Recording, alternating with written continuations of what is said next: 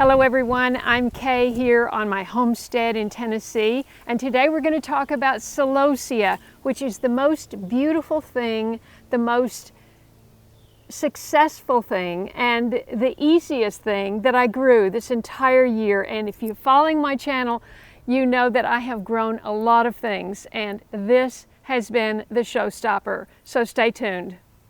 This is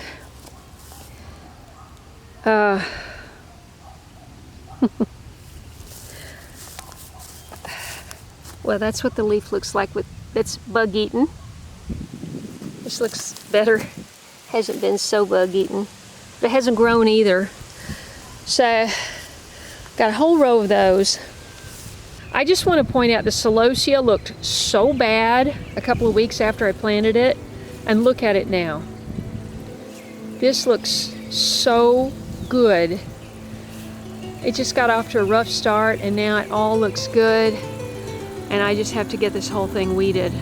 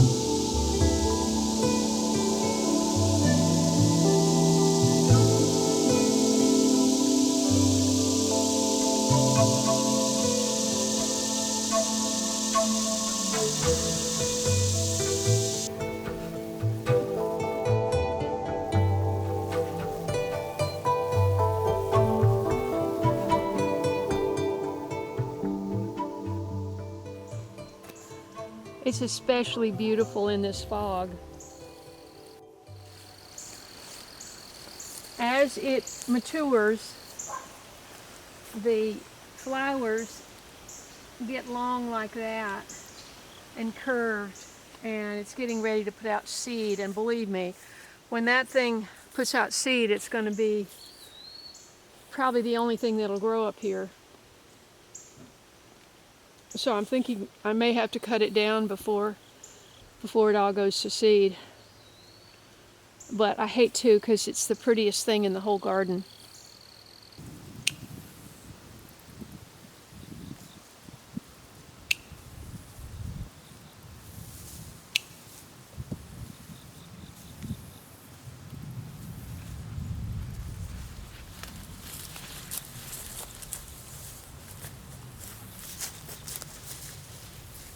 there's a great piece on the Wisconsin Department of Horticulture Extension. They've got a great article on celosia. It's basically 3 different types. This is spicata. The wind is picking up. We'll see if we're going to be able to do this. This is spicata. I didn't realize I was getting this. I ordered seeds and this is what came. Now, according to the Wisconsin website, the Department of Horticulture website, Celosia spicata gets only 2 to 3 feet tall. Well, if you saw the opening clip, you know that mine is between 3 and 5 feet tall, and I have a whole row of it. So one of the most important uses for celosia is its ornamental value.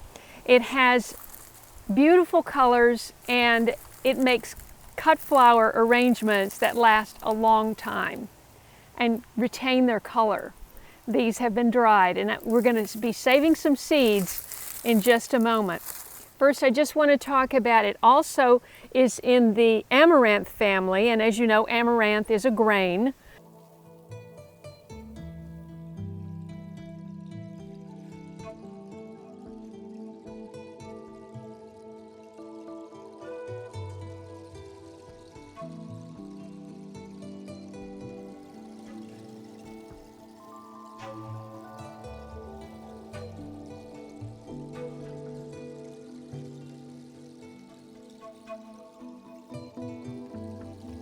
The blooms are what I think are so outstanding. Now I just cut these, and I cut these about 2 or 3 weeks ago and let them dry, and all of these seeds, all of these flowers are dried now, and the seeds are going to be coming out. The seeds are small and round like pepper, very fine. And of course, if you've ever harvested amaranth, it's the same thing, very small seeds. And you can give the seeds for gifts, and we're going to save some today. I mean, just handling these dried flowers, you can see I've got seeds on this tray. We're going to save them in the bag, but I wanted to show you on this white tray just how, just tapping it, and I've got all of those seeds. It's sort of like poppy seed, you know? It's just about like that. It's, you know, it's smaller than a brassica seed. So let's save some seeds. And I wanted to point out, you know, this is a cute little thing that I picked up. This is made by Ball, but I'm sure you can get all kinds. The Ball Canning Jar Company. But if you get these little jars that are replicas of the larger canning jars, you can give those as gifts if you want to give seed as gifts. And I actually put my garlic, scape, salt, clove, red and black pepper, just got a whiff of that. I put that in there, and that's a really great use of those little jars. And so these I'm just going to put here. I may have to do half of these at a time. Just shake them out.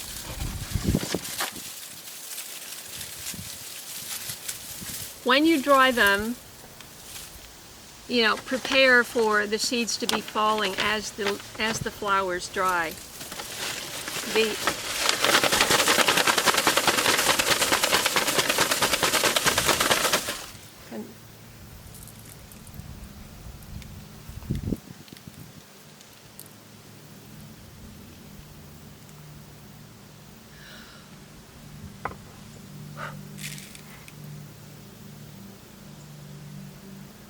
Beautiful.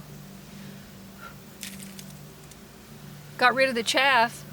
I lost a few seeds, but man, it sure is easier just to puff on it.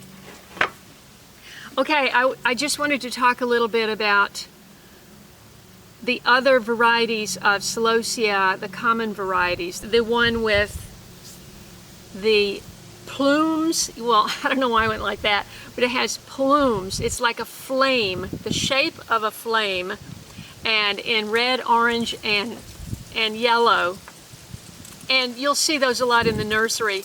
That's the most common one. And then they also have one that has the crown. It's like a coxcomb, or it looks kind of like a brain or something. And it's called Chief Flame. And I wanted to grow that. I tried growing that. I didn't get it started. But I had such an easy time growing this. I started the seeds, if you want bigger plants and more blooms, start the seeds inside 6 to 8 weeks before the last frost date. And that's what I did. And I had a whole row of it. And I was just stunned that they all came and they all grew.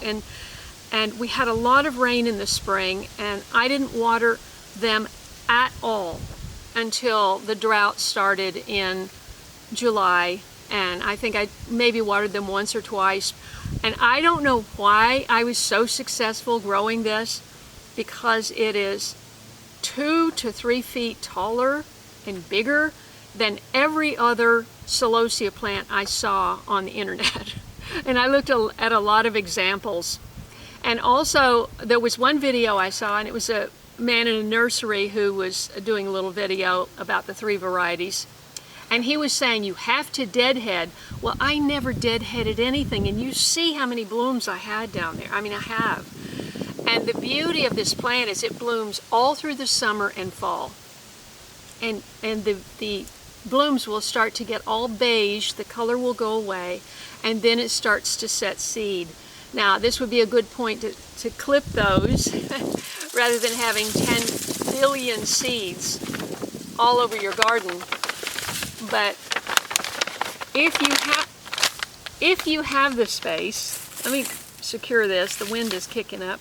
If you have the space, you can grow a big, huge border of it like I did. I had no idea what to expect. The website said 2 to 3 feet tall. I'm thinking, okay, like that. And no, it is like this, like that, over my head. So prepare for the space, but you can always prune it.